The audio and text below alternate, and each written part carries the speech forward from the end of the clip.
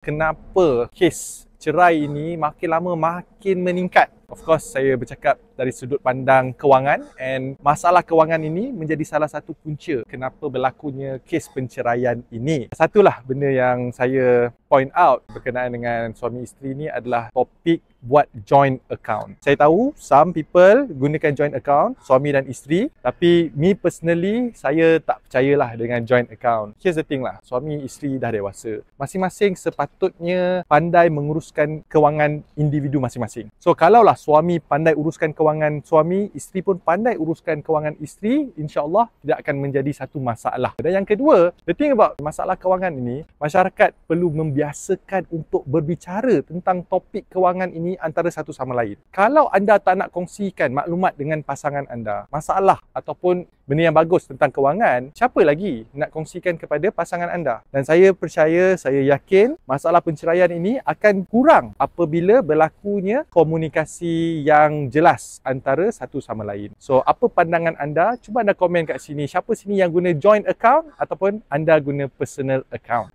Komen di bawah.